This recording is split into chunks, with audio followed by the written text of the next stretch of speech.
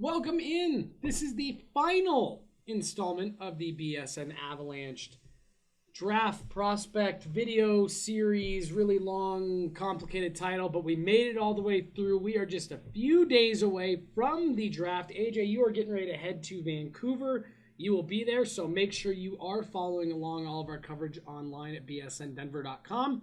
But AJ, we've got one last kid prospect, however you like to refer to them. I always call them kids. We got one last kid to talk about. Now, this is a guy that we weren't going to spend a ton of time on, at least in these videos, but just asking around, hearing different things, we thought maybe this is a guy we should spend some time on. Definitely one that's been slowly creeping up the board. Yeah. As a name that, you know, I've been a fan of for a while. I've been all about it for a few months now, but slowly started to work his way into the conversation where we decided that this was appropriate. Yeah, we definitely need to do some talking about. Matt Boldy is who we're talking about today, and AJ, this is a guy that just on the highlights alone that we're going to show, let alone all the ones that we have, a lot of different things to like, a lot of different skill sets, a lot of different rushes, a lot of different things like that we're going to show you that really do get you excited about the prospect of the Avs taking a kid like this at 4. Yeah, and he's going to be, of the kids that we've talked about and the ones that we've done the videos on, he's a wing. Mm-hmm. And so that automatically, you know, that's going to decrease a little bit of his just natural value. Puts him into a different column for sure. Yeah, because the other two, you know, with Turcotte and Doc, you're talking about long-term centers, potential game changers, and that's harder to do from the wing. But Boldy is a guy with such an interesting skill set and such an advanced game so far that there's a consideration that he might even be able to move to center in college hockey. Yeah. Because his defensive game is already so advanced. And we've seen him, he got forced onto the wing because he was playing on a totally stacked American team. I was going to say, at a certain point in this draft, people are going to be asking, is this a draft just out of the U.S. National Development Team? Yeah. Because, like, we are including the other leagues in this too. Right. Okay, cool. Because there's so many of these kids that are just high-end skill, high-end talent.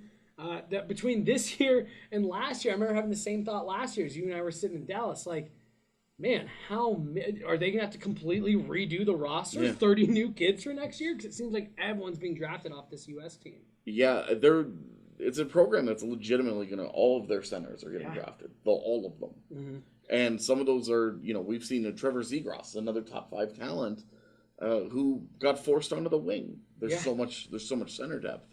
And so that's an interesting part of the conversation around Boldy, is that he's been playing wing, but could potentially be able to move over to center at the next in college hockey, just to see if all of the game translates. Because if it does, he immediately becomes a very, very interesting player. Yeah. Well, I mean, let's talk a little bit about those skills in particular. And this first clip we're going to look at is one that I really like a lot, and it's something that to me is kind of overlooked. It's that ability to drive with the puck to the front of the net. We hear a lot of people talking about getting into the front of the net. Oh, they go to the dirty areas. But being able to take that puck and force it to the front of the net is something that really jumps out to me about Boldy. Yeah, and in the clip that we're gonna show, what I really like is that you get a good idea of who he is in space. You know, we see him. He gets into the open ice and he just wins a foot race. And then knows head up the entire way, knows exactly what he's going to do as soon as he gets control of the puck. He knows, okay, I've got this amount of space. I've already beaten one guy. This guy's behind me because he's kept his head up the entire way. He knows. And he's able to drive the net and get after it. It shows the wide array of skills that he brings to the table. He's a good skater. He's not an explosive or elite skater like some of his teammates. Mm-hmm. You know, certainly not on the level of a Hughes or a Turcotte, right? But a little bit bigger. And as we saw, just won a foot race with no problem. Yeah, and you bring up the point, really great awareness, knows what's going on around him, knows who's around him, knows what kind of time and space he has. And that kind of speed, I mean, your first thought when you see that kind of stuff is the Avs. Yeah. Play with that kind of speed, win those foot races in open ice. So right there, he doesn't finish one off. Does a great job winning that puck battle, getting to the front of the net. This next one, he does finish off. Yeah, it's a little bit different, and it's a lot more subtle. When we see it on the first angle, you'll see it. It just looks like, oh, this is the guy in open space who just fires home a puck. And nice shot, yeah. Cool. And then when that reverse angle gets going, you'll see he pulls it back a little bit, creates the extra space, changes the angle of the shot, and then puts it top shelf. Blows it right by the goalie, never stands a chance, and that kind of finishing ability jumps out at you because he's a guy that does have the projection. He looks like a 30-goal guy. Mm-hmm. He's a guy that, and from the wing, that's one thing. But again, if you're able to get that down the middle and that's able to translate, then you're talking about a whole other caliber of player here. Absolutely, yeah. Can finish him off. Great playmaking ability from this kid as well. Again, you see him in different types of situations, playing with the U.S. development team. What is that vision, that playmaking ability? That adds to, again, the other two clips that we've looked at. Those are this kind of checks the last box. Yeah, it's a lot more subtle. It's not going to be on the Jack Hughes, Trevor Zegras level of highlight reel playmaking. But if we see here, he comes across, he finds the open man across the ice, and he's able to put it right on Cole Caulfield's tape. And Caulfield finishes it off, which, of course, he does a lot of. Well, it's like you said, being able to find those seams, being able to find the open guy. It's easy to put, I shouldn't say it's easy to put the puck on net, but in that situation, like we saw right there, how easy is it for him to put the puck on net, try to generate a rebound? But no, uses that time, uses that space, uses that hockey sense. Like I said, identifies a lane, is able to make a pass that leads to a goal instead of just a good scoring chance. And again, we talk about it a lot with Nathan McKinnon these last couple of years.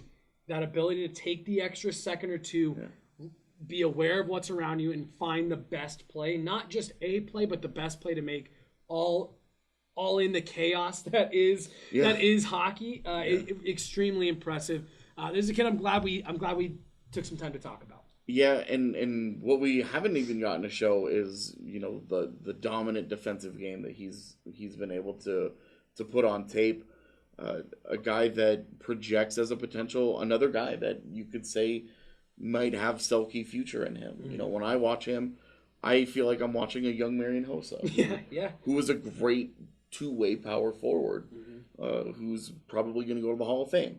I don't know that Boldy is that caliber of player, right? But it's cut from the same cloth. That two-way ability, good size, great goal scoring, and very, very good defensively. So he's not cut from that same cloth of we can start putting Mitch Marner in the Hall of Fame after just a couple of years. He's not quite that. Mitch Marner got on the Hall of Fame ballot about 12 seconds after Toronto drafted him. Absolutely. Well, AJ, this was a new kind of experimental video series that we were doing, so we hope you guys liked it. As always, AJ, most of the content you and I create, we shoot for about 5.5 minutes, and we usually go way over that. So we dream big. Yeah, absolutely. Like we said, you'll be heading to Vancouver starting this Thursday, so make sure you are locked into bsndenver.com. If you don't have your subscription yet, make sure you get it so that you can be up to date on all of that fantastic draft content AJ, I'm sure you will be producing here in the next couple of days, along with all the stuff we'll be doing back at home base during those same 4 days. So make sure you're tuned in.